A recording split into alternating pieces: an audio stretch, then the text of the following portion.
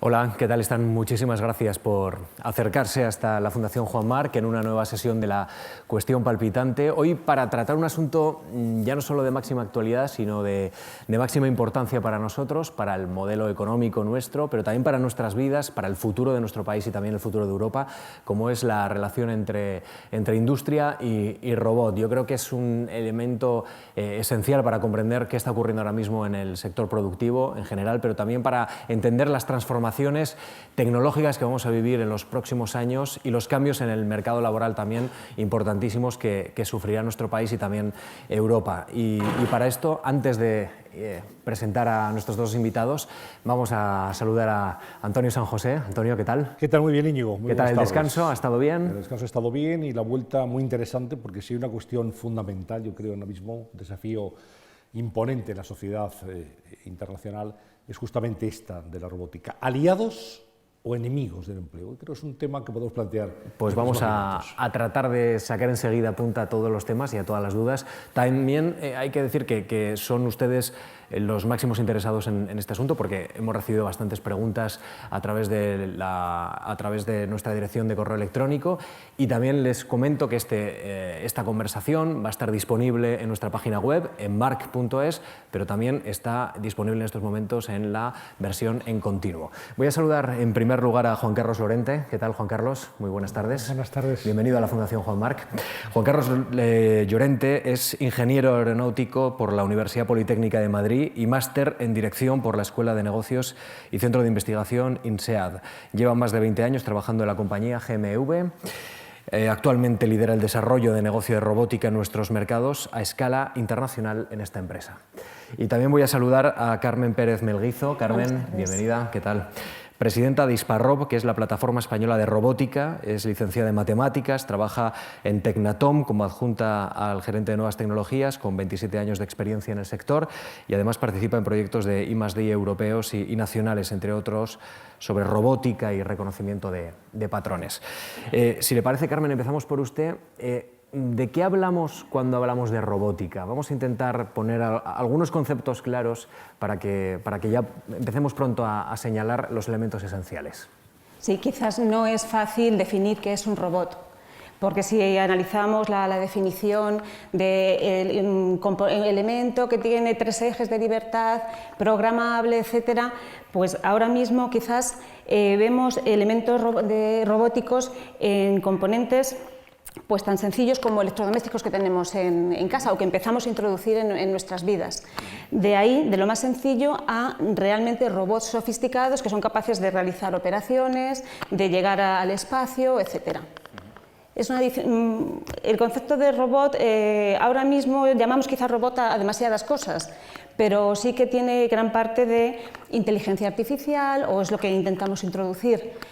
Automatización, existe una diferencia también entre lo que es el robot, autómata, pero son sistemas automáticos, mecanizados, que van a hacer labores que en principio pueden hacer mejor que el humano, o intentamos que lo hagan mejor que el ser humano. ¿Estamos de acuerdo con esa definición? ¿Añadimos algo? Bueno, aquí se podría hacer casi un máster del tema, ¿no? Yo creo que mirando a la audiencia sí que conviene mencionar diferentes términos parecidos pero diferentes. Autómata, por ejemplo, o sea, ¿qué es una máquina? ¿Qué es una herramienta? ¿Qué es un autómata? ¿Qué es un robot? ¿Qué es una máquina herramienta? Y todo eso son cosas distintas, a pesar de que en muchos escenarios... Pues hombre, cuando hablamos de un robot de cocina, por citar simplemente un ejemplo que puede estar en la mente de muchos de los presentes, pues ¿es realmente el robot o es una máquina, ¿no? O una aspiradora es una máquina o es un robot, ¿no? Y eso a veces hace que esa definición no sea tan fácil, como ya decía Carmen, ¿no? Si incluye sensores o actuadores o lo vemos en otros entornos o tiene forma humana, ¿no? Como vemos en las películas, casi todo el mundo diría eso es un robot, ¿no? Pues si le parece, por hacer un poquito de pedagogía, vamos a ver los tipos de robots más generales. Sí, yo había preparado unas diapositivas muy rápidas, a ver si las puedo pasar, que espero que puedan ver desde todos los rincones de la sala, y lo paso muy rápido. Estos serían ejemplos de lo que llamaríamos robótica industrial, que está muy extendida, por ejemplo, en la industria de automoción o en la industria de electrónica, ¿no? De montaje, porque también las piezas son muy pequeñitas, Aunque aquí también hay ejemplos relacionados con el acero, con la fundición o simplemente con el traslado de estructuras de un sitio a otro, el movimiento de cosas, ¿no? Digamos. Los que figuran más arriba son robots soldadores y de las cadenas de montaje de automoción. El siguiente ejemplo que traigo aquí son una nueva era que se llaman ahora robots colaborativos. Y esto es un apellido de la robótica. Se llaman colaborativos porque trabajan al lado de personas. O sea, no son cosas en una jaula separadas, sino que, digamos, son robots más pequeñitos en muchos casos y que sirven para auxiliar a una persona a realizar su trabajo, y que en algunos países, de hecho, tienen unas aplicaciones tremendas, ¿no? Porque bueno, está envejecida en algunos países, ¿no? La mano de obra se envejece y ya no puede levantar grandes pesos. Gracias a herramientas como estos, o robots como estos en este caso, pues se consigue que sigan, digamos, desempeñando su labor con la calidad y precisión requerida, ¿no? Siguiente ejemplo, y ya salimos un poco de lo que llamaríamos robótica industrial, entraríamos en otro concepto que se llama robótica de servicios, y esto causará sorpresa a muchos de los presentes. Aquí tenemos los de servicios profesionales, y aquí hay parte de la robótica de campo, es decir, los que recogen tomates en los invernaderos de Almería, ese es el tractorcillo ese que está ahí arriba, o los que alimentan o ordeñan a las vacas o al ganado, a los que trabajan en minería, a los robots de logística que mueven cajas de un sitio a otro en los almacenes y también son robots, los de limpieza, aquí abajo a la derecha, industriales, aquí lo tenemos una alfombra, o más arriba tenemos los de exploración espacial, ese es uno de los robots de Marte, actualmente allí precisamente aterrizado, y el del medio es un robot de inspección de alcantarillas, que emplean muchos de los poceros desde hace ya muchísimo tiempo, ¿no? Que a veces actúan y demás, ¿no? Siguiente ejemplo, continuando, estaríamos hablando de los robots militares o de defensa. Arriba a la izquierda hay uno de desactivación de explosivos de una empresa española, de hecho en Huesca, o sea que hay muchos de ellos que son españoles, o los UAVs, los drones o los aviones pilotados, hemos visto los enormes estos de las guerras, pero también hay temas de las fuerzas de artillería, como este es del ejército, digamos, o los robots médicos, los quirófanos. Cada vez es una existencia, digamos, al cirujano por la precisión que maneja a determinadas cosas. Vemos robots de exploración submarina o los de búsqueda de pateras y de supervivientes. Y aquí abajo a la derecha hay una nueva área que es lo que se llama la robótica social. Y en algunas tiendas esto está en puntos de venta. No sé si han ido, por ejemplo, los Carrefours, que en España, en algunos de ellos ya hay algunos de ellos, son robots que hablan, que expresan su ánimo, que te animan a entrar o que te informan de las promociones de la tienda, ¿sabes? O sea, son a veces herramientas de marketing, a veces hacen una labor, y el del medio es el famoso KUKA, que comercializa en España una empresa asturiana. Eso es un robot también de la componente robótica social para la rehabilitación de personas con enfermedad de Alzheimer. Esto se maneja con psicólogos, lo emplea el Inserso en Salamanca, por ejemplo, por citar simplemente algunos ejemplos de cosas que llevan mucho tiempo con nosotros.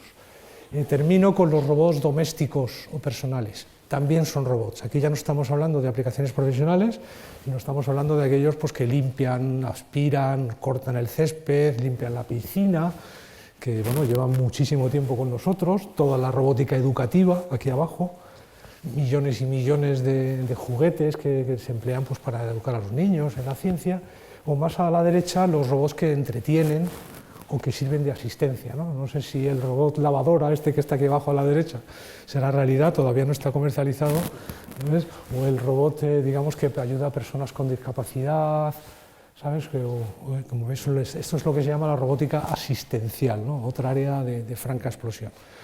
Todo esto es lo que hoy llamamos robot, la industria del robot y evidentemente aquí la imaginación, ¿no?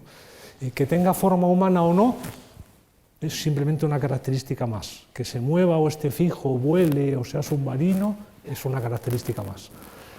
De todas estas áreas de negocio y desarrollo, ¿cuál es la que más futuro cree usted o creen ustedes que tiene la robótica hoy? ¿Qué representa, Carmen? Cada una tiene su campo de aplicación. Por ejemplo, el tema del robot industrial. En las fábricas principalmente se utilizaban este tipo de robots, eran en las fábricas de automoción. Entonces, las cifras de robots de automoción, si lo comparamos ahora con el número de robots que se utilizan en otras aplicaciones industriales, pues se ha observado que en 12 años se ha triplicado y casi están igualados. Entonces, vemos que siendo una industria muy madura, el robot industrial en la automoción, pues ahora está entrando en otras áreas. Pero existen otros muchos tipos de robot. Por ejemplo, todo lo que es robótica asistencial, pues para la ayuda a nuestros mayores, las poblaciones que van envejeciendo, es el caso de Japón, que están viendo que la población productiva empieza a disminuir, y sin embargo tienen una cantidad de población mayor que va a necesitar asistencia. Entonces quizás ellos están especialmente interesados en diseñar una industria asistencial, o sea, una robótica asistencial que sea capaz, pues bien, de ayudar al propio enfermo a poder andar mejor, a sujetarse de pie si es que no puede, ayudar a sus cuidadores a poder elevar con mínimos esfuerzos, elevar grandes cargas. Y luego, claro, pues ahora mismo quizás sea impensable la cantidad de aplicaciones robotizadas que nos podamos imaginar. El tema de los drones, por ejemplo. Si hace unos años simplemente se utilizaban a nivel militar, ahora vemos que el año pasado, en 2014, fue el juguete estrella en los Estados Unidos. En noviembre del año pasado, de 2015, preveían que se venderían en Navidad 1 millón de drones. Drones, claro, no son los que Estados Unidos o cualquier otro país manda en sus actuaciones, pero vemos que tanto los hobbies, los gustos van cambiando y bueno, pues surgen nuevas necesidades. Y donde pues el tema de los móviles, por ejemplo, es que en todos los campos de la vida quizás empiezas a ver pequeños apuntes de lo que es la robótica, dígase en los móviles, etcétera. Entonces, es decir, es una variable esencial para comprender la industria y el desarrollo económico del presente y del futuro. Claro, porque va a ser un apoyo al hombre y, bueno, como decía Juan Carlos, el poder trabajar en los mismos ámbitos al lado de las personas. No es ya el robot industrial que está cerrado por motivos de seguridad, opera, hace sus cosas separado del ser humano, y ahora lo que la industria promueve, lo que será la factoría 4.0, que a lo mejor han oído hablar de ella, pues lo que promueve es eso, que el robot va a trabajar en íntimo contacto con la persona, con el operador. Sí, si queréis puedo añadir a Carmen algunos números, simplemente por situar a la audiencia. De acuerdo a la Federación Robótica Internacional, por citar simplemente una fuente que puede ser más o menos fiable, básicamente hay como 1,5 millones de robots industriales en el mundo. Y cada año, este año 2014, que son las cifras últimas publicadas, se habrán vendido unos 180.000, 200.000 robots, de los industriales que he puesto en la primera página. Se espera un crecimiento hasta 400.000 por año de aquí al 2018. ¿No? Simplemente por dar esos datos, porque es el mercado más maduro, es el mercado, digamos, donde los casos de negocio y la justificación está más justificada, pero también es el mercado más poblado, ¿no? La robótica colaborativa se supone que va a ser exponencialmente superior en número de unidades, incluso en dineros, o en presupuestos, o claro, cuando dices cuánto de grande va a ser esto, habrá que hablar de unidades de robots, el dinero, el robot más caro es el robot quirúrgico, ¿no? Pero todos los demás, aunque algunos son bastante caros, no son tan caros, no llegan a los millones de euros, ¿no? Algunos están en los 100.000, ¿no? Sin embargo, si entramos al otro extremo, la robótica doméstica, pues según Rumpa ha vendido 4 millones de aspiradoras. O sea que en número estás hablando de cantidades, lo que pasa es que el precio unitario es mucho menor. De acuerdo a esta misma Federación de Robótica, hay muchas áreas de nueva explosión. Una es la robótica colaborativa, otra es la logística, los almacenes. O sea, se prevé, digamos, un incremento, y las robóticas asistenciales y sociales. Cuando hablamos de robótica, enseguida lo asociamos al empleo. Y ahí vienen a veces los temores. Hablaba de la revolución 4.0, hablamos de la cuarta revolución industrial. A ver si me sacan ustedes de la duda, porque yo leía hace unos días una declaración de Osama Khatib, que es el presidente de la Fundación Internacional de Investigaciones en Robótica, que decía textualmente: los robots colaboran con los humanos, no los sustituyen. Y esto te aporta bastante tranquilidad. Pero luego, leyendo, por ejemplo, el informe del Foro Económico de Davos, dice que los autómatas y la inteligencia artificial van a destruir 5 millones de empleos de aquí al año 2020. Entonces, planteamos la robótica como un aliado del hombre en el empleo o como una amenaza que va a sustituir mano de obra por maquinaria, que es algo que ha estado presente en todas y cada una de las revoluciones industriales. Me alegra la coletilla del final porque precisamente es por donde voy a empezar. Esto es un tema que se ha discutido en todas las revoluciones industriales. Cada vez que hay una innovación, básicamente hay una incertidumbre para el futuro y la incertidumbre crea miedo, ¿no? La respuesta a esa pregunta no tiene por qué ser una u otra, pueden ser las dos. O sea, evidentemente, si yo soy carpintero y ahora el mueble lo hace un robot, pues dejo de ser carpintero. Pero la cuestión es que, claro, ese es el problema de José, ¿no? De una persona en particular. La visión es, oye, perdona, alguien habrá hecho ese robot, punto número uno, alguien lo estará operando. Si ese robot hace que el mueble sea más barato, más gente comprará muebles. Si la empresa es capaz de sobrevivir, también preservará los empleos, tanto suyos como de los servicios que pone.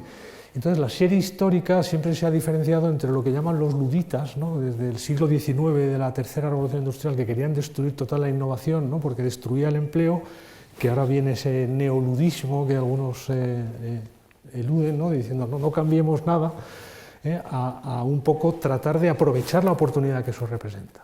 Porque aquí sí que hay una cosa tajante, los robots son caros. Emplear robots en procesos industriales necesita una justificación económica, necesita una inversión, necesita un retorno y tiene un motivo. Y ese motivo no es destruir trabajo, tampoco crearlo, ¿no? Ese motivo es porque se requiere una precisión, se requiere una capacidad, una productividad o un nivel de servicio que no lo podría hacer de otra manera, ¿no? Y si no lo instalo, el problema a lo mejor es que tengo que cerrar. O sea, estamos en un entorno de economía global donde desgraciadamente las empresas, el principal objetivo que tenemos es sobrevivir nosotras mismas. O sea, y esto implica superar esa competencia. Siempre ha habido esos dos tipos de corrientes, siempre lo habrá y la verdad es que se puede discutir mucho. Yo soy de la opinión de que el robot es más una herramienta.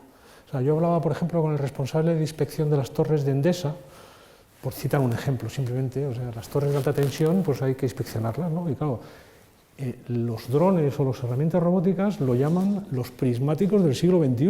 ¿Por qué? Porque en vez de tener el operario que subirse a la torre con el riesgo que significa para su salud, con el tiempo gastado, pues ahora, o por mirar de prismáticos desde el monte de al lado, ahora sube el dron con una cámara, es capaz de saber si ese adaptador tiene un punto caliente o tiene un problema, y si hay un problema entonces sí subo, si no tengo un problema me ahorro una subida, y también con eso mejoramos un poco la calidad de vida. Pero en el entorno macroeconómico, la destrucción creativa esta de Schumpeter, que son términos digamos muy conocidos, siempre crea esa incertidumbre de que lo que va a pasar mañana puede que lo pueda cuantificar y sin embargo los empleos a futuro no. La serie histórica no dice nada de eso. O sea, la industria textil de la segunda revolución tenía 50.000 empleos y acabó con más de 200.000, con aquella famosa guerra de los telares y demás. Y no solo eso, sino que es que antes nosotros, la calidad de vida de todos nosotros mejoró, porque la camisa antes valía una fortuna y ahora pues vale menos, y entonces en vez de comprarnos una camisa cada 6 meses, nos compramos una camisa al mes o cada 3 meses, y cada uno su patrón. O sea que también tenemos más dinero para gastar y con eso estamos creando más empleo, claro, en otro tipo de cosas, ¿no? Claro, y comentabas, Juan Carlos, sí, si un robot es barato, es caro, pues depende de la actividad en la que lo emplees. Por ejemplo, tanto las actividades de tu empresa, que es robots para la industria espacial, o el tipo de actividades que desarrolla la mía, que es inspección en ambientes nucleares o inspección, por ejemplo, de aviones en la fase de producción. Pues quizás el robot como elemento no será más de un 10% del coste total del sistema con el que vas a inspeccionar, al estilo de cuando hacemos una ecografía, pues la misma técnica de ultrasonidos se utiliza para inspeccionar el material del que están hechos estos aviones, la fibra de carbono, que habrán oído todos ustedes hablar de ella. Entonces, el sistema completo para inspeccionar de manera automática esas piezas Pues a lo mejor el robot no supone más de un 6 o un 10%, lo que es el robot en sí, pero sí que cuenta con un montón de desarrollos adicionales, los sistemas de adquisición de datos, la evaluación, el soporte. Aquí ciertamente eliminas el trabajo de un inspector de ultrasonidos que tuviera que recorrerse esas grandes piezas punto por punto viendo si tienen algún tipo de fallos. Eso lo va a hacer el robot, pero luego necesita un experto que programe ese robot, que analice los datos que resultan. El robot y la aplicación robótica no te va a dar más que facilidades. Vas a poder registrar esos datos, vas a poder tener una especie de foto de esa pieza del avión. Es uno de los casos, por ejemplo. Pero ¿usted lo ve como aliado del por empleo? Supuesto, Como aliado también. Como aliado, sí. Dado que Lo que pasa es que serán otro tipo de empleos, los que surgirán y otros morirán, ciertamente. Será una transformación en los roles productivos. Sí, sí. Es decir, el proceso es irreversible, pero tiene oportunidades, ¿no? Y hay que saber aprovecharlas o adaptarse. ¿Cómo nos estamos adaptando para que esos jóvenes que se incorporan a la industria, por ejemplo, puedan aprovechar la robótica, puedan gestionar la robótica y ayudarse de la robótica para hacer mejor producto? Pues lo típico que siempre pensamos que tenemos que orientar a los jóvenes en las carreras universitarias, etcétera, hacia el tipo de estudios que se necesitan en la industria o lo que las nuevas tecnologías requieren. Pero incluso estamos viendo que el tema de la robótica se debe de introducir en fases más tempranas, desde la primaria.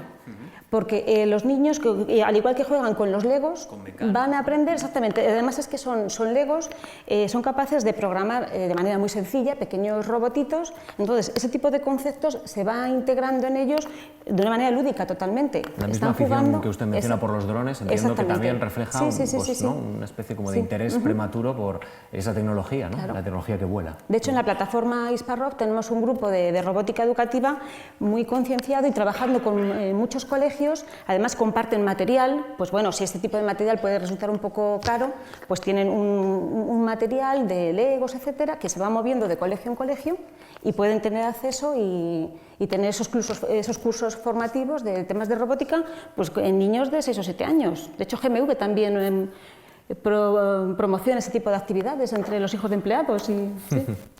Bueno, es que realmente aquí hay un esfuerzo a nivel administración o administraciones, o sea, nacional, y vamos, hay un programa de Industria 4.0 de transformación digital que tiene, digamos, un desarrollo ya vamos, no es nuevo, lleva ya muchos años y se está todavía acentuando en todos los países, también en España. En algunos países a lo mejor van más aventajados que otros, desgraciadamente, bueno, nos toca el lugar que nos toca, ¿no? Hay un esfuerzo muy importante de las propias empresas que necesitamos, las empresas que fabricamos, ¿no? Porque claro, aquí hay que distinguir lo que es operar o fabricar o crear el robot, pero donde también hay un problema muy importante es en la propia operación del robot. O sea, es decir, vamos a poner algún ejemplo para aterrizar esto. Antes se hacía con la cosa con máquina de escribir, ahora se hace con ordenador. Eso ha permitido que mucha gente que no tenía las pulsaciones, yo hice un curso de mecanografía cuando era joven, pero la verdad que no era muy bueno, y sin embargo con un ordenador soy capaz, digamos, de hacer un trabajo que antes no podía hacer. O sea, el robot, en este caso, en muchos casos, va a permitir a mucha gente esa habilidad. Pero claro, hay que saber manejar el ordenador. O sea, y eso es un tema de operación, y para eso tampoco hace falta ser ingeniero, ni informático, ni físico, ni matemático, ¿no? Simplemente, claro, hay que saber trabajar en un entorno colaborativo, manejar tu intuición, o sea, y ser un experto, digamos, en el segmento. O sea, decir que esto no descartemos esto de que todos vamos a ser informáticos o ingenieros, en absoluto, ¿no? Había casos recientes en la industria de logística, por citar otro ejemplo, ¿no? Donde ya estaban hablando de operarios de logística que no encontraban en el mercado de trabajo, ¿sabes? Operarios, pero claro, con determinada capacidad de manejo de máquinas, de reprogramación, de colaboración, de comunicación, ¿no? Porque claro, en todos esos análisis de datos que mencionaba Carmen, pues hay que analizarlos. Ya no hace falta, ya no estamos hablando del artesano del siglo XVIII, que o sabías hacerlo o no sabías, ahora la máquina lo hace por ti, pero tú tienes que saber manejar la máquina. Claro, pero tiene que estar de alguna manera supervisado por un experto profesional del operario del robot. Sí. Claro, entendemos. Bueno, hablemos de España. Carmen, ¿cómo está España en este momento de industria robótica, construcción de robots, investigación y desarrollo de los mismos, cualificación de los operarios? ¿Dónde nos situamos en el contexto internacional? Bueno, pues yo creo que casi todas las universidades tienen algún área de robótica. Sí, porque claro, la robótica, hay muchas carreras que te llevan a la robótica, ingeniería industrial, telecomunicaciones, matemáticas, si habéis oído hablar de estos palabras, el Big Data, sí, sí. la computación en la nube. Entonces, ya te digo, casi todas las universidades tienen alguna cátedra de robótica. Y luego, en España es importante, España, por ejemplo, no fabrica los grandes robots industriales tipo KUKA, Staubli, etcétera, pero sí que los utiliza, y tenemos una población, somos los cuartos, como comentaba Juan Carlos, en robots industriales instalados en Europa, pero sí, y lo importante es que sí que tenemos muchas pymes que se dedican a una robótica más de servicios o a desarrollo de subcomponentes que luego se integran en otros robots, desarrollo de sensores, y yo creo que aquí sí que son un montón de empresas además valientes y sobre todo en los tiempos que corren y que continúan en estos desarrollos y que además venden en el exterior también, eso es importante. Aquí, bueno, entiendo que estás hablando de usuario como empresa o de educación. Estoy hablando de la implantación de los robots, de la investigación y de la aportación que hace España a la robótica en la contexto internacional. Vale, ¿dónde estamos situados? O sea, como usuario de robots, en la parte industrial, que es donde hay más datos, de esos 1,5 millones, en España habrá como unos 32.000 más o menos. Y estamos a nivel mundial como el número 8, número 9. A nivel de Europa, en la industria del automóvil, entiendo. Y eso está debido porque muchas de las fábricas de automóviles, España es sede de algunas de las fábricas de automóviles, y ese ha sido uno de los principales usuarios. O sea, eso nos ha dado ya toda una base de empresas de automática, etcétera, un tejido desde hace ya muchísimos años, y una serie de perfiles capacitados. En cuanto a investigación y desarrollo, tenemos cientos de investigadores con los que trabajamos a diario, muchos de ellos líderes mundiales, en telemanipulación, en doble manipulación, en coches autónomos. En España, hay incluso historias realmente sorprendentes, ¿no? Estábamos leyendo recientemente algunos en los periódicos. En cuanto a educación, nosotros estamos en Europa y tenemos un déficit. Las consultoras mencionan que en Europa harán falta hay unas 900.000 plazas de trabajo abiertas de técnicos, sin cubrir. Y España está en una proporción similar. O sea, yo, por citar mi propia empresa, nosotros tenemos una media de 100 plazas abiertas en los últimos 12 meses sin cubrir. ¿Y sin cubrir por qué? Porque no encontramos a la persona adecuada, porque, y estoy hablando de escala internacional, también con movilidad. Porque buscan ustedes no solo en España, sino fuera de nuestras fronteras. Nosotros somos una multinacional tecnológica con sede en España, ¿no? O sea, tenemos trabajo, hay veces en Polonia, o el mercado está donde está, ¿no? O sea, entonces, en eso no somos muy distintos del contexto que nos rodea. Tenemos además la componente de Sudamérica o de Latinoamérica cerca, digamos, y cercana, digamos, como extensión de nuestro propio mercado, ¿no? Entonces, en cuanto a eso, claro, el primer punto. Segundo punto, parte de esta robótica, en este momento, estas robóticas de grandes números, estas promesas, son emprendedores. Como decía Carmen, hay muchas empresas, y se han visto en los últimos eventos y exposiciones que se hacen en España, que se hacen unas cuantas, la cantidad de jóvenes o de menos jóvenes con su proyecto de exoesqueleto, o de robótica asistencial, o de robótica social, robótica quirúrgica, quirúrgica, ¿sabes? O la Universidad de Málaga hay robótica de emergencias y demás. Claro, eso requiere una financiación, requiere un mercado, requiere, tener ese producto y ser capaz, ¿no? Y entonces en eso, hay una oportunidad. Yo aquí lo que sí quiero concluir es, ¿tenemos todo lo que tenemos? No, hay una enorme oportunidad que no podemos desaprovechar. Por encima tenemos gente como los líderes robóticos mundiales, pues serán coreanos, japoneses, americanos, alemanes. Ahora viene China, ¿no? Y según estas estadísticas estamos perdiendo posiciones contra Eslovenia, o sea que nos adelantarán dentro de poco. Estamos ahora incluso por encima del Reino Unido. En este momento. En este momento. ¿Por cuánto tiempo? Supongo que poco, porque el primer ministro ha dicho que la posición que tiene no le convence y bueno, ha puesto los medios para que eso cambie. Y falta una apuesta decidida, una apuesta política barria empresarial para apostar por la robótica y luego no perder pie en esta especie de olimpiada en la cual hay países que se están preparando de una manera muy clara, como señalaba el Reino Unido. O sea, la apuesta, en primer lugar, tiene que partir de la demanda, o sea, de todos nosotros. O sea, hay claramente países como China, Japón y Corea, es que ya están empleando robots hasta para pasear a perros. O sea, hay robots hasta para repartir comida en los sitios de comida rápida y son aceptados socialmente. Eso no lo vamos a corregir aquí, ¿no? Hay un tema también de regulación, de privacidad, o sea, esto no es solamente hacer un robot, hay que después meterlo en producción y tiene que cumplir unas normas y tiene que cumplir una serie de cosas que a veces no es un camino fácil, ¿no? Imaginemos los robots quirúrgicos, ¿no? Nosotros tenemos un par de soluciones en el mercado y son años, ¿no? Desde que terminas el producto tienes que pasar todo el ciclo de pruebas y certificación, ¿no?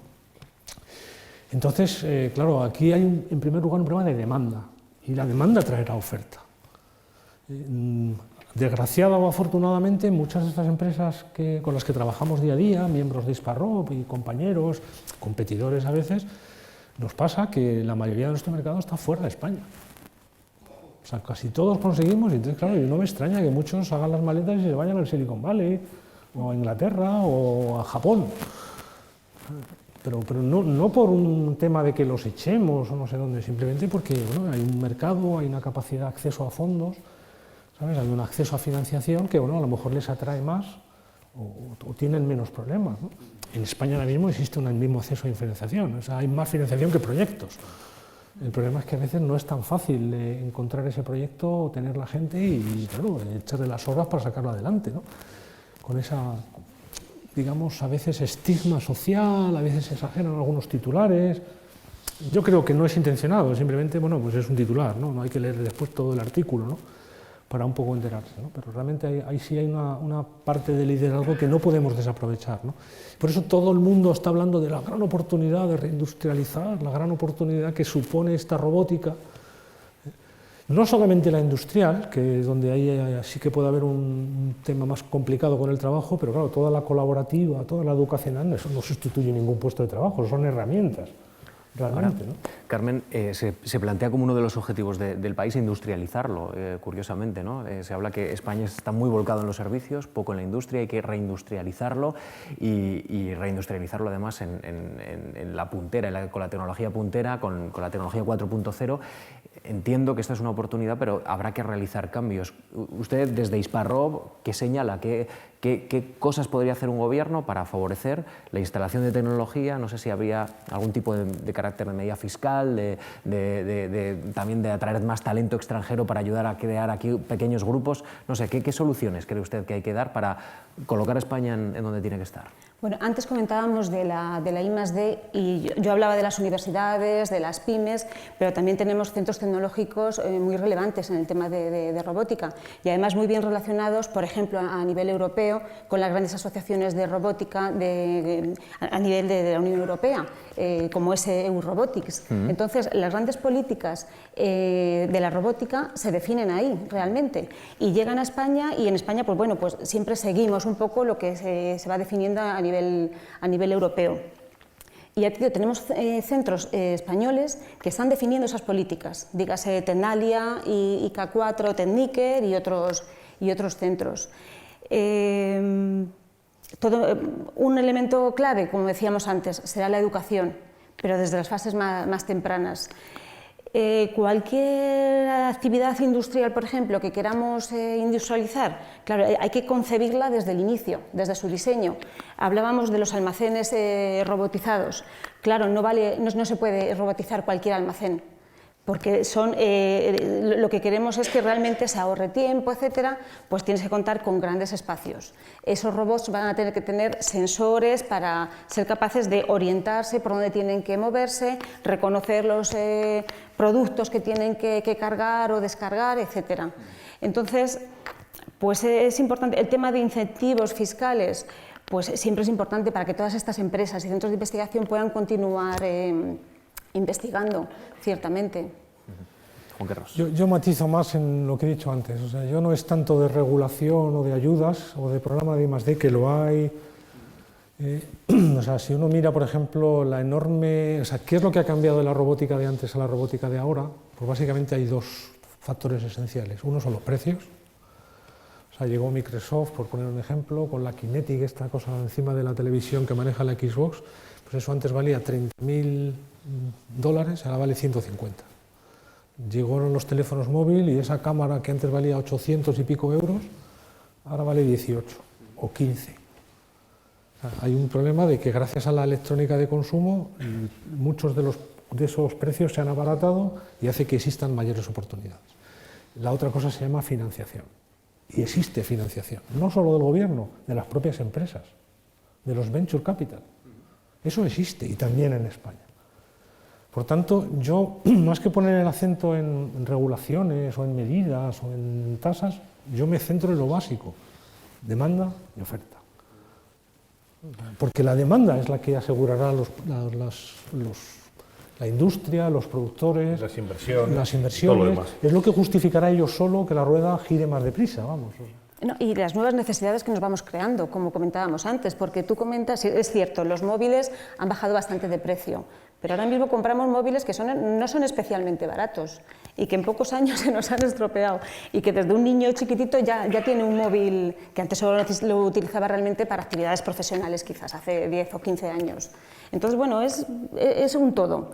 Las nuevas necesidades que surgen, los nuevos hobbies, los nuevos gustos, hábitos. Digamos, Carmen, que la comunidad robótica internacional estará muy esperanzada y muy sorprendida por un descubrimiento de colegas vuestros en Estados Unidos y en Canadá, que han creado el primer algoritmo que aprende conceptos a partir de un solo ejemplo.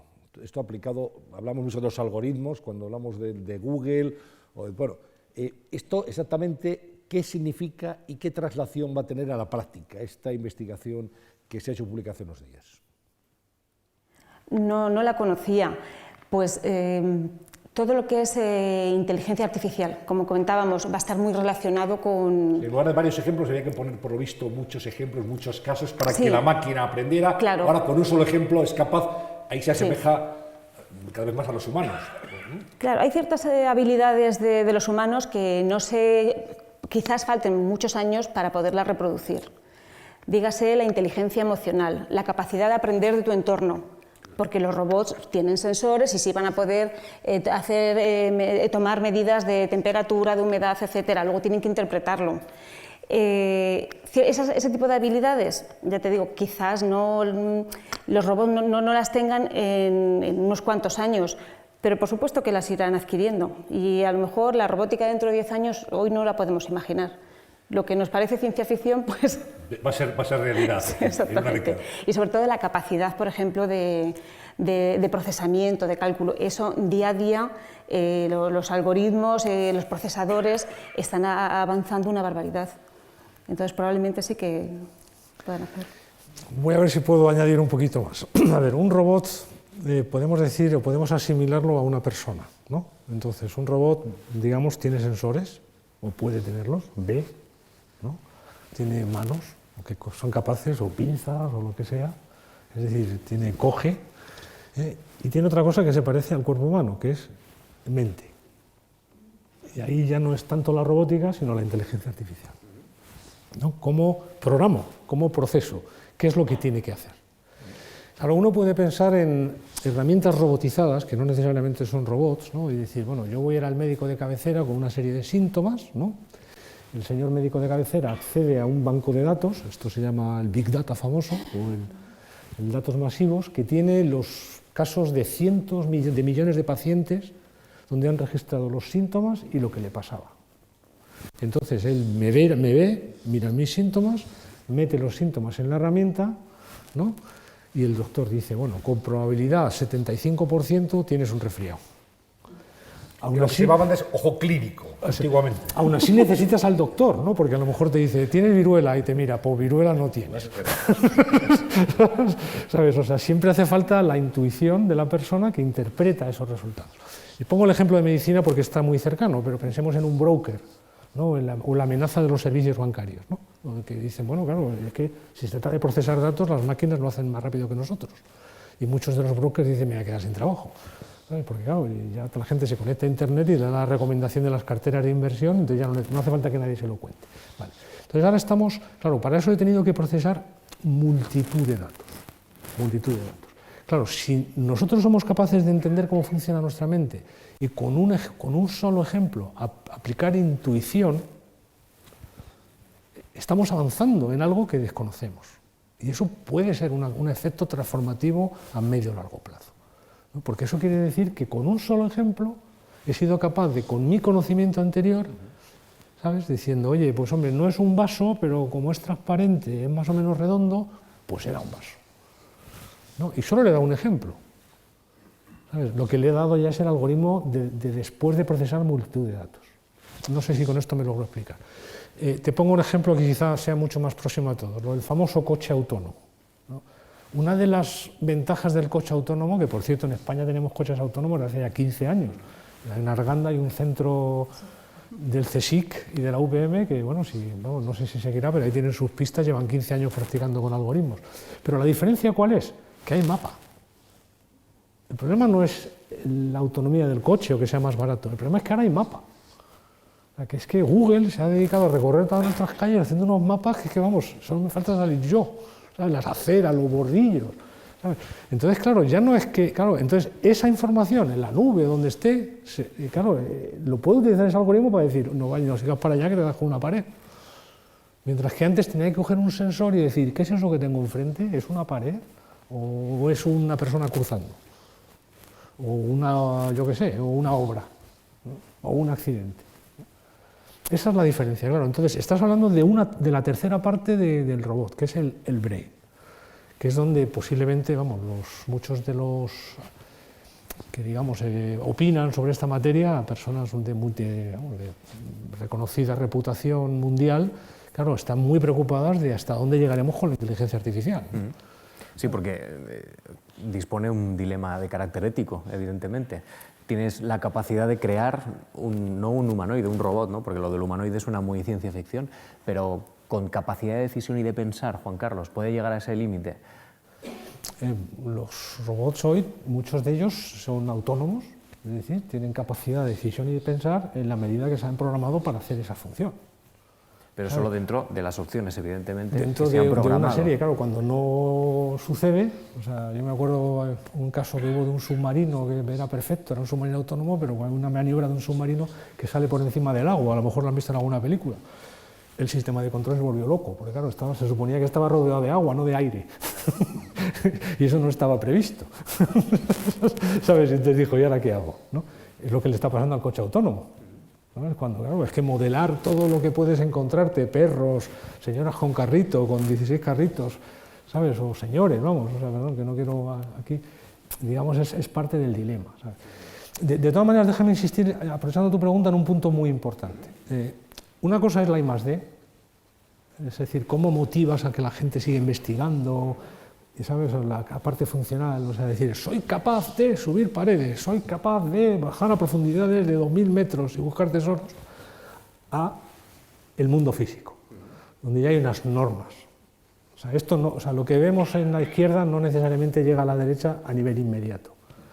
O sea, hay que pasar antes una serie de procesos, claro. Y ahí está la ética. Hay límites legales, hay límites costumbres legales, sociales. Fijaros el problema que se está causando ahora con los drones con cámara, ¿no? Claro, hay una ley en Europa que es la privacidad. Claro. Pues referente a este asunto exactamente y a los límites que puede haber, ¿de qué manera, ustedes mencionaban, hay robótica asistencial o social, ¿de qué manera un robot puede ayudar a una persona a tratarse el Alzheimer o a un niño con autismo también a ir adaptándose a este mundo que no llega a comprender del todo?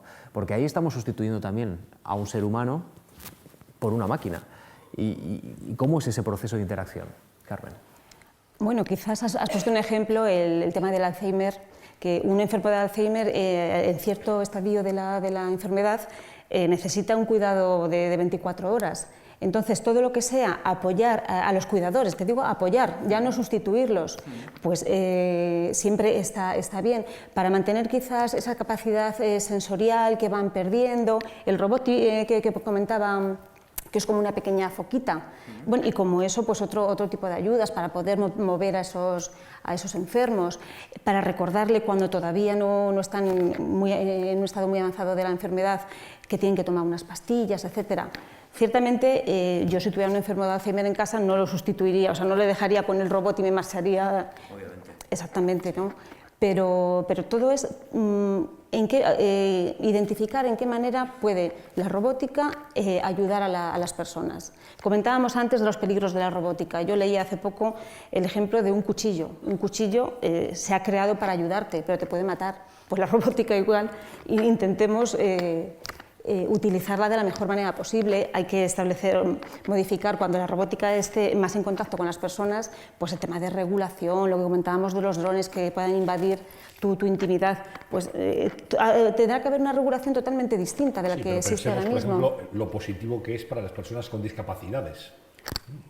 Parálisis. En la robótica, exactamente, unos grandes aliados, ¿no? Para su vida del día a día. Ese es el caso de lo que se llama la robótica asistencial y se focaliza sobre todo en discapacitados, tercera edad y gente con determinadas problemáticas, ¿no?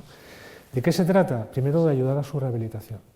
O sea, lo que han demostrado los psicólogos, y yo no soy psicólogo en este tema, vamos, y aquí hay un caso con el Inserso en Salamanca, es que bueno, pues, reactiva sensorialmente en esos enfermos y produce unos efectos muy beneficiosos en drogodependientes, en Alzheimer y demás. Carmen mencionaba también la parte de los exoesqueletos.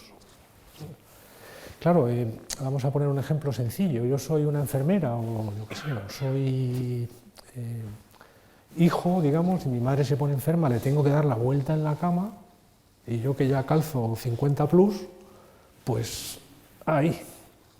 Y resulta que con un exoesqueleto soy capaz de yo mismo hacerlo o levantar 20 kilos sin que me duela por aquí detrás. Claro, estas cosas lo que va a hacer es alargar, digamos, o mejorar la calidad de vida de muchas personas. O sea, que van a, vamos, esos robots que son carritos que te van siguiendo la cara y tú vas dejando todas las cosas, el periódico, las gafas, el mando de la tele y te va siguiendo por toda la casa, ¿no? ¿Sabes? O sea, y claro, o tráeme el café, claro, hay veces que no tienes esa asistencia. Entonces, claro, hay una componente y eso es una... Lo que pasa es que, claro, seamos claros, esto está pasando. O sea, los analistas pronostican millones de unidades de robots, pero la realidad actual de hoy es que algunos de estos son todavía demasiado caros y estás hablando de miles o decenas o de cientos de miles de unidades, nada más, ¿sabes? Y además, más en algunos países como Japón, donde, digamos, hay el caso ético está resuelto. O sea, porque es que ya está aceptado, es que es el propio gobierno el que está incentivando por decreto, yo tengo este problema, por favor, industria, denme soluciones. ¿Sabes? O sea, y claro, está incentivando esa parte de la demanda. No sé si con esto... Bueno, pues tenemos unas cuantas preguntas, entiendo, del público que nos han ido remitiendo a lo largo de estas semanas, a lo largo de este mes. Antonio, no sé si podemos trazar muy brevemente. Cuatro. Vamos a plantear algunas cuestiones para una respuesta muy breve. Estella Acosta Pérez nos escribía esta Semana Santa y nos decía: la revolución tecnológica de la industria 4.0 se basa solo en los robots. ¿Hay estudios sobre las cualificaciones profesionales necesarias para ello? Es decir, aquí tenemos robots, pero tenemos también... ¿Hay estudios cualificados sobre qué profesiones van a hacer falta en el futuro? Bueno, yo me sorprendí hace poco porque yo soy matemática, pero cuando yo estudié hace casi 30 años, pues el tema del Big Data, por ejemplo, no existía. Y ahora es uno de los temas principales, el cloud computing, y todo esto está, la computación en la nube. Y todo esto va a estar muy estrechamente relacionado con la robótica, todo lo que es la inteligencia artificial. ¿Sí? Es la profesión más demandada, parece, va a ser más demandada en los próximos años, los ingenieros de Big Data. O sea, eso parece. Ahí hay futuro. Eso se dice hoy. Juan Carlos dice, un robot hace el trabajo, esto lo plantea Luis de Miguel, un robot hace el trabajo que antes hacían decenas, centenas o miles de personas. Cada vez hay más robots y cada vez más eficientes. Aumentará mucho la producción, pero ¿quién la podrá comprar? Dice, esa es la cuestión. Vamos a contestar a esa pregunta. A ver, una muy interesante pregunta. Primero, Vamos a ver, a escala mundial se maneja un concepto muy interesante que se llama densidad robótica, que es el número de robots por 10.000 empleos en industrias de fabricación. España, la media europea está en 66. 66 robots por 10.000 empleados. España debe estar en el 72 o algo así. Punto número 1. O sea, es decir, que sustituya decenas de empleos no está, digamos, no se justifica con la evidencia, con la serie histórica. O sea, si uno ve las cifras, por ejemplo, de IFR, cada robot ha creado una media de entre 3 y 5 empleos, que antes no había. Evidencia número 3. Los países en el mundo con menor índice de paro son los más robotizados. Japón, Estados Unidos, Alemania. O sea que la serie histórica demuestra justo lo contrario. Justo lo contrario. Y si nos vamos todavía más atrás, las expectativas, vamos, hay casos muy claros. Por ejemplo, a ver, por citar uno que se me venga a la memoria, hay un astillero danés, Nodensee. Bueno, todo el mundo hemos sabido los problemas que hemos tenido con la industria naval a escala casi planetaria. Pues gracias a la introducción de robots consiguió aumentar su productividad por 6 y salvar el astillero. Ahora tiene 3 veces más empleados. Además ha salvado no solamente sus propios empleados, sino que al quedarse el astillero, todos los servicios que había alrededor, bares, cafeterías, hoteles, restaurantes, tiendas, casas y de todo, también están allí. Y se ha conseguido salvar gracias a la introducción de robots. Claro, otra opción es decir, bueno, que fabriquen los coreanos, y cierro, ¿no? Claro, responder qué va a pasar en ese futuro con esos reportes a veces tan alarmistas, de que se van a perder 5 o 7 millones de empleos, claro, luego uno puede introducir factores al revés. O sea, McKinsey, por ejemplo, dice, cuidado, vamos a ver, aquí hay un ejemplo importante. No siempre el puesto menos cualificado es el más fácilmente sustituible. Posiblemente sea más fácil robotizar a un CEO que a un jardinero, porque el jardinero, claro, es que es muy difícil de cambiar por un robot. Luego hay otra cosa, otro informe americano que dice, no, efectivamente, más del 60% de la población laboral va a ver algunas de sus tareas robotizadas. Pero bueno, ¿no se ha pasado al gremio del periodismo? ¿O no nos ha pasado a todos? O sea, vamos, yo soy yo soy del 85 en promoción. Cuando yo acabé la carrera no había casi ni calculadoras, ¿sabes? No había ni ordenador. Yo me compré mi primer PC gracias a una inversión de mis padres para hacer el proyecto fin de carrera, ¿no? Y era uno de esos con floppies y cosas, una cosa absolutamente decimonónica, ¿no? O sea, entonces, claro, que realmente, digamos, vaya a suceder eso, lo que sí sucede es que nadie puede asegurarlo. O sea, ¿cuáles son esos nuevos puestos de trabajo? Aquí ha habido gente, americanos, ingleses, que hay tesis doctorales, informes en Hermos, si alguno, digamos, que lo quiere, yo se los paso, donde puede ver todas las diferentes conjeturas que están haciendo de estudiar una a una todas las profesiones y dar un porcentaje de robotización, ¿sabes? Y de si los salarios subirán o bajarán y demás. Yo soy optimista en este caso, y la robotización va a traer también empleos cualificados de alto nivel. No hay que perder la esperanza. La última cuestión que planteamos, la hace Rafael García Pérez, plantea esta pregunta. De alguna forma, Carmen ya está en el ambiente, pero bueno, yo la planteo en cualquier caso. Dice, elaborar un robot da trabajo a un determinado número de personas, muchas menos que aquellas que son sustituidas, enviadas al paro, por el trabajo que ahora realizan los robots. Conclusión lógica, habrá más paro. Habrá menos consumo, habrá por tanto menos producción y más parados. Círculo vicioso, dice nuestro interlocutor. Bueno, como hemos comentado, esta va a ser la cuarta revolución industrial. Las anteriores también sustituyen... Perdona, ¿va a ser o lo está siendo ya? O lo está siendo. No digo, por ser más preciso. Yo ahí no lo sabría. Ya sabes que estas cosas se suelen hacer a pasado. Bien. O sea, ahora se anuncia y luego en unos años sí, continúe, Carmen.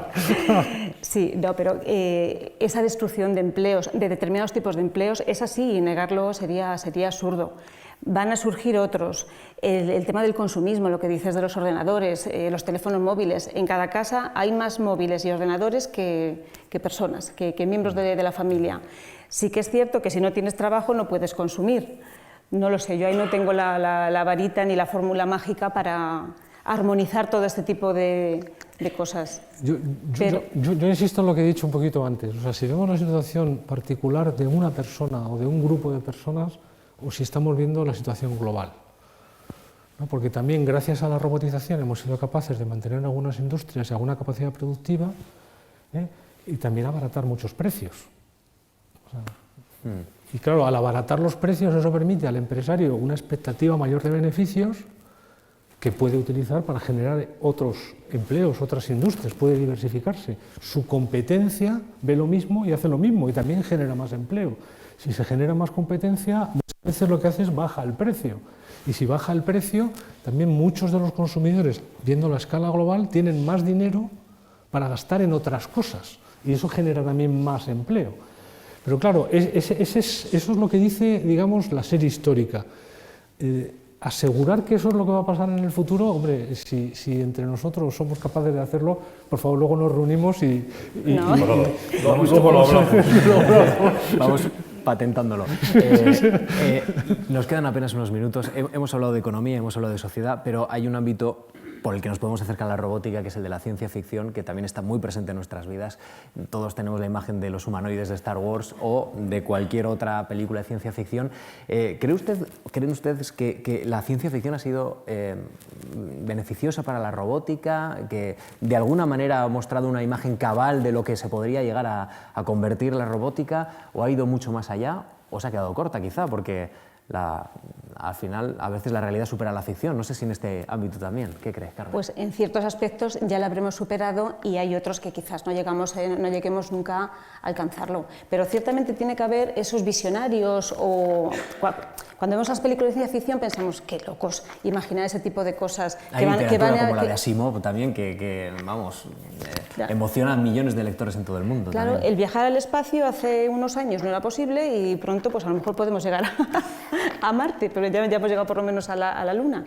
Era lo que comentaba antes, quizás ciertas habilidades del humano pues no será posible reproducirlas. Las innumerables conexiones neuronales, pues no sé si algún robot sea capaz de llegar a reproducirlas. Pero sí que es verdad que hay temas como lo que comentábamos, la inteligencia emocional, el poder aprender del entorno, el que un robot sea capaz de corregir los fallos que tiene, de enseñarse a sí mismo. Pues yo creo que para eso todavía quedan años. Yo te puedo dar dos visiones totalmente opuestas y radicales. Vamos. O sea, la primera, digamos, sería basada en la propia filosofía de los griegos, ¿no? Según Aristóteles, ¿no? Para ser libres y poder pensar y dedicarse a la amistad y a la ciudadanía, hay que haber esclavos o robots que hagan el trabajo, ¿no? Eso sería, digamos, el ideal, ¿no? Yo creo que a nosotros todos nos han engañado. Yo se suponía que vamos a tener un doble, ¿no? Yo voy a entrar en esa película y va a tener mi doble que trabajaba por mí y yo mientras se dedicaba a leer o a escuchar música, ¿no? Hombre, yo creo que no hay que llegar a los límites de Jenofonte o de Aristóteles, o sea, yo creo que eso lo hemos superado. Pero déjame, digamos, enfatizar uno de los mensajes que he dicho antes. Pensar que también hay que estimular la I+D, hay que dar un aliciente para ese investigador, para esa empresa o ese centro tecnológico que siga progresando. Claro, ¿cómo lo incentivas? O sea, y cuidado, esto no tiene nada que ver con la industria, con la realidad, con el mundo físico, ¿no? O sea, claro, entonces aquí hay una diversidad que llaman mundo digital, mundo físico, y ahora viene la gran isla del medio, el ciberfísico, ¿no? Y ya entramos en los Avatar, y en esa serie de películas donde ya, vamos, ¿para qué? Si no vamos a trabajar, nos van a dar un casco de realidad virtual, ¿no? Y ya está, ¿no? No nos vamos a ir ni de vacaciones, ¿sabes? Entonces, claro, la industria del cine, digamos, tiene sus propios objetivos, igual que lo tienen todas las demás industrias, y lógicamente no puedes presentar una película de Marvel o de James Bond, ¿sabes?, empleando coches de diligencias, ¿sabes? O sea, no puede ser así, ¿no? Ya tendrás que pensar, pues eso, que si Japón ha dicho que para sus Olimpiadas quiere coches autónomos, pues ¿qué vendrá después del coche autónomo, ¿no? Pero de ahí a que el coche autónomo o una innovación robótica de eso sea una realidad física, regulada, compatible con nuestras regulaciones y aceptada por todos, que dependerá de lo que decidamos entre todos, y repito que la primera decisión la tenemos todos nosotros como consumidores, ¿no? porque claro, es que eso también qué precio queremos pagar y cosas de ese tipo, pues será lo que vaya regulando la realidad. La ficción, por favor, que siga, que eso siempre ayuda, siempre estimula, siempre incentiva, ¿no? Siempre incentiva esa creatividad y, oye, y gracias a eso, o sea, yo prefiero que se incentive la creatividad con películas de ciencia ficción que con guerras. Pero esta es mi visión personal. Sí, sí. Antonio, una conversación muy sugerente entre el presente y el futuro, ¿eh? Sí, interesante. Esta Hemos tarde. podido aprender muchas cosas de los robots, ¿no? Yo solamente una última curiosidad, cuando ahora nos marchemos todos a nuestras casas dentro de un rato, ¿qué contacto tendremos con robots? O sea, ¿qué elementos se pueden considerar robots en nuestra vida doméstica?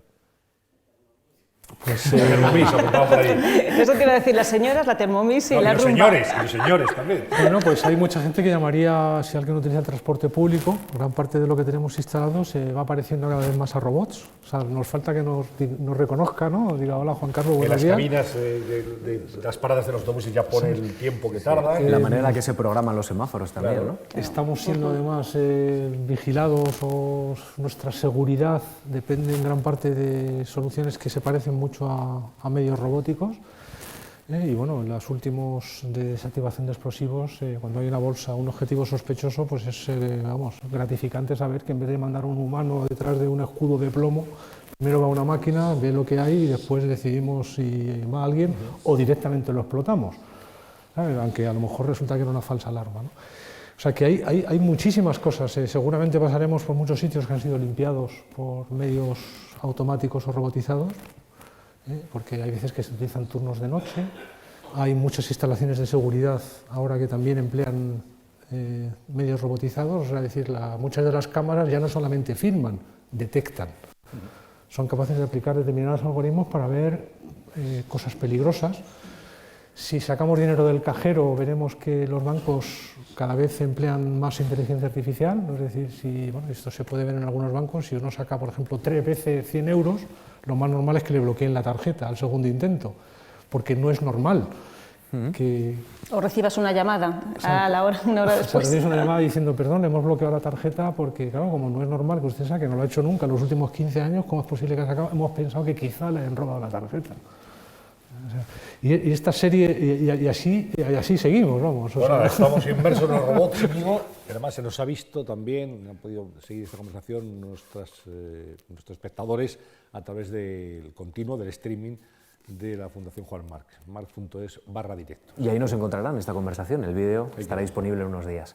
Juan Carlos y Carmen, ha sido un placer, gracias por ponernos un poco de luz en un ámbito a veces un poco oscuro, pero muy sugerente, muy interesante. Gracias de verdad. Muchas gracias. Gracias, Antonio, una vez más, y Muchas gracias a todos gracias. ustedes.